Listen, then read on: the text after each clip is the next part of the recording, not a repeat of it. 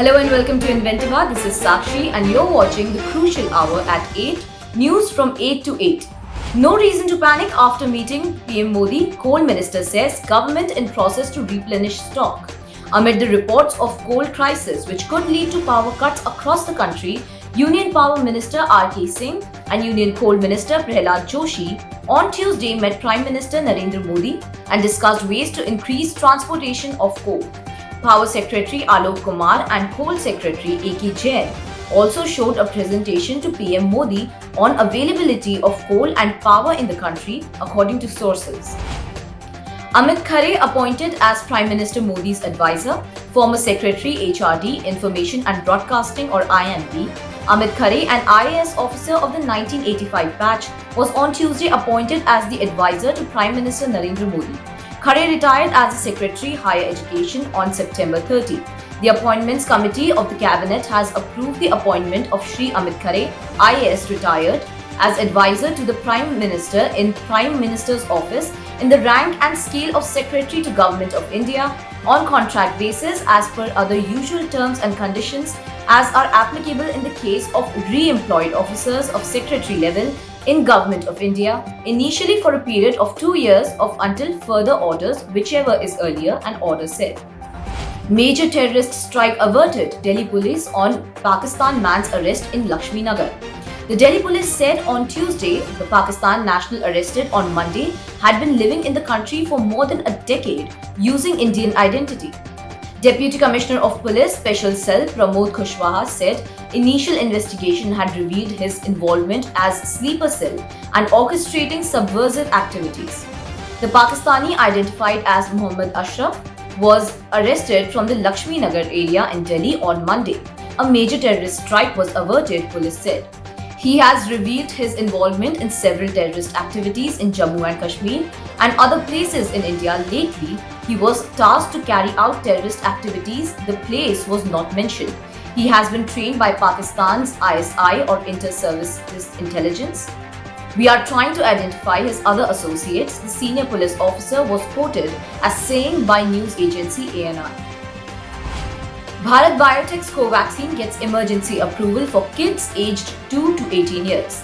The National Drug Regulator's Subject Expert Committee approved the use of Bharat Biotech's Covaxins in children between 2 and 18 years of age as a layer of protection against coronavirus or COVID-19 disease. Covaxin is the second COVID-19 vaccine to be approved for emergency use among children in India after Zydus Healthcare's Zycov-D, meant for children above 12 years of age. As per the data that the company submitted, the vaccine has been found to be safe and efficacious in children. The experts were of the opinion that it should be allowed for use in children, a senior official said on condition of anonymity. In May this year, Drugs Controller General of India, Dr. V.G. Somani, permitted Bharat Biotech to conduct phase 3 clinical trials of its COVID vaccine on 525 child volunteers. After it ended in September, the trial data was submitted to the drugs regulator in the first week of October. Selective interpretation, PM Modi says some describe human rights keeping their own interests in mind. Prime Minister Narendra Modi on Tuesday slammed those who engaged in selective interpretation of human rights and looked at its violation with an eye on political loss and gains, saying such condition is harmful to these rights as well as democracy. Speaking at the 28th Foundation Day of the National Human Rights Commission or NHRC, Modi said similar incidents are seen differently by some people as they describe human rights keeping their own interests in mind. BJP MP Manoj Tiwari was rushed to Safadarjung Hospital after being hit by a water cannon during a demonstration in front of Delhi Chief Minister Arvind Kejriwal's residence. The incident took place on Tuesday during a demonstration by the BJP in front of the Aam Aadmi Party leaders' official residence over the Delhi Disaster Management Authority's order restricting celebration of Chhath Puja in the national capital. If opening of swimming pools in the capital have not led to a spike in COVID cases, how will Chhath Puja celebrations where people stand in water for a short while spread infection, he asked.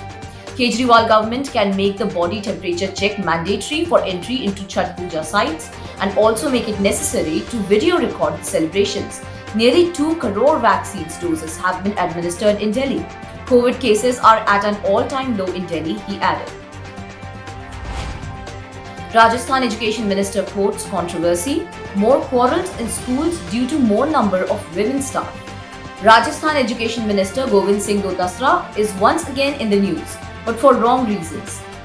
During a program organized on the occasion of International Girl Child Day, Dotasra said that more quarrels in the schools are the result of more number of women staff. Indian Army Chief General Narwane arrives in Sri Lanka to boost bilateral defense ties. Indian Army Chief General Manoj Mukund Narwane arrived in Sri Lanka's Colombo on Tuesday on an official visit, during which he will meet the top civilian and military leadership of Sri Lanka and discuss avenues for further enhancing bilateral defense cooperation. General Narwane, who arrived here on a 4-day visit at the invitation of his Sri Lankan counterpart, General Shavendra Silva, was extended a warm welcome by the top Sri Lankan general at the airport. General Narwane arrived in Sri Lanka and was extended a warm welcome by General Shavendra Silva, Chief of Defence Staff and Commander of Sri Lankan Army at the airport, the Indian Army said in a tweet.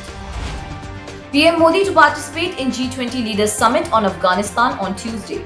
Prime Minister Narendra Modi will virtually participate in a G20 Leaders Summit on Afghanistan on Tuesday that is expected to deliberate extensively on the overall situation in the war-torn country after its takeover by Taliban. Announcing Prime Minister Modi's participation, the Ministry of External Affairs, or MEA, said the agenda of the summit will include a discussion on response to humanitarian needs, security, and the fight against terrorism and human rights in Afghanistan. Taiwan rejects China's path amid show of military force.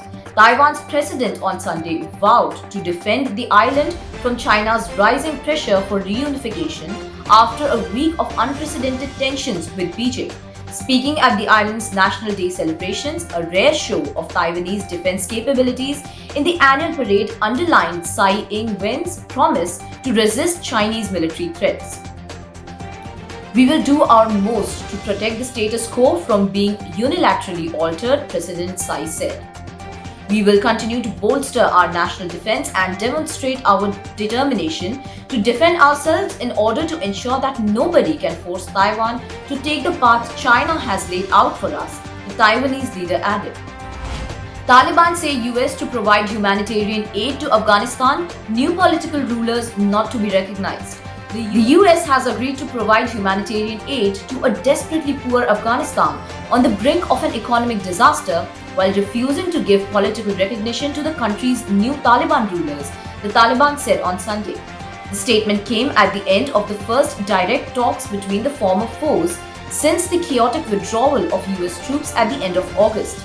The US statement was less definitive, saying only that the two sides discussed the United States provision of robust humanitarian assistance directly to the Afghan people.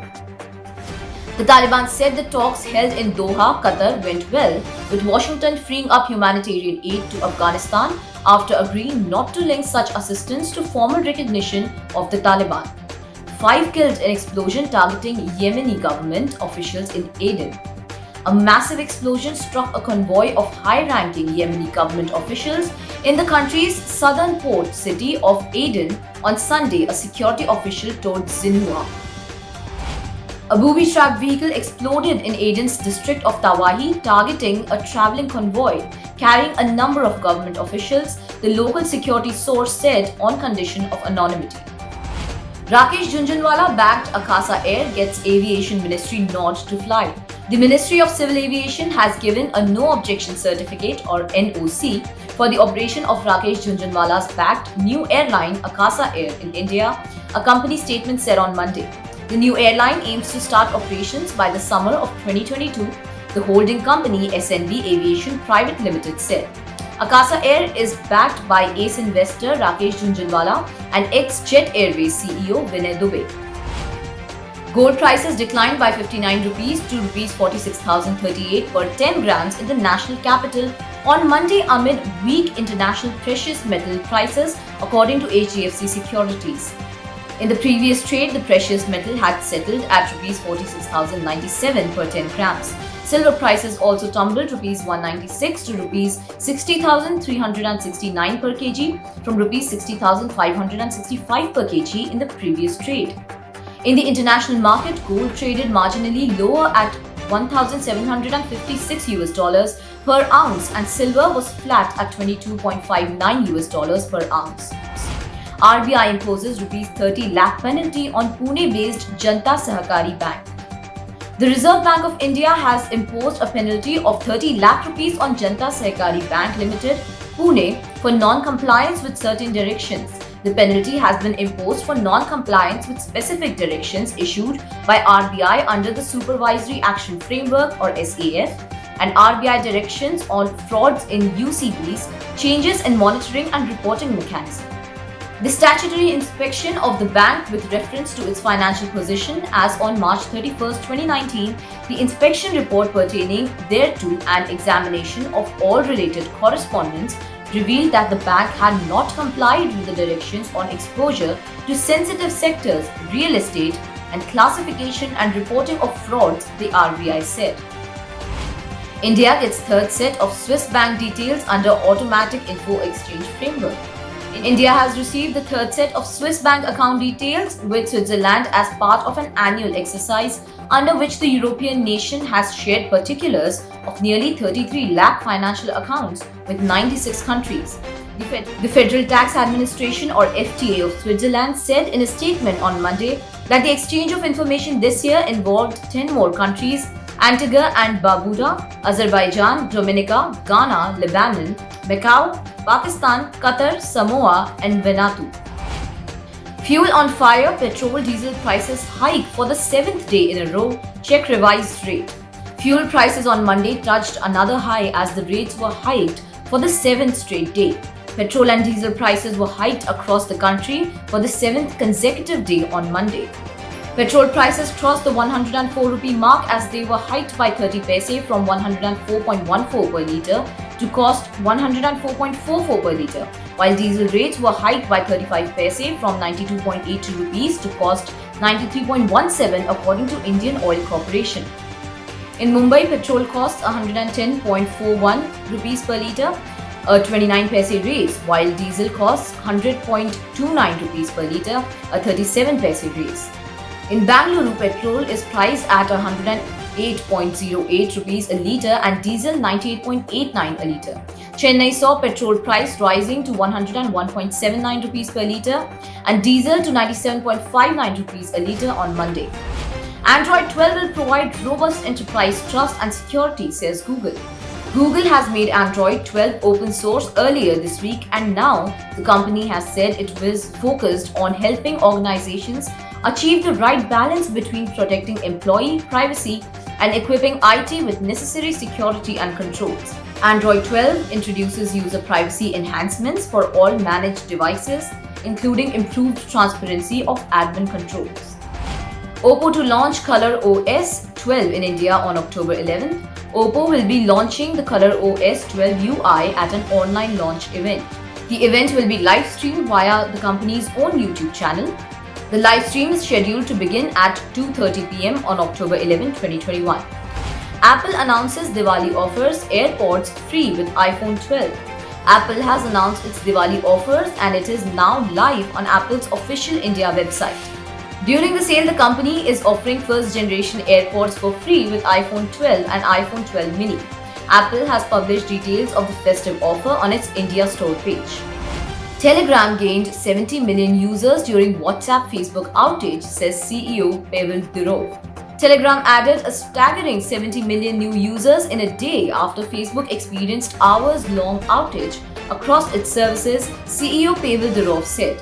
Facebook, Instagram, WhatsApp and Messenger suffered a massive global outage due to a faulty configuration change on Monday that lasted almost 6 hours, affecting tens of millions of users worldwide.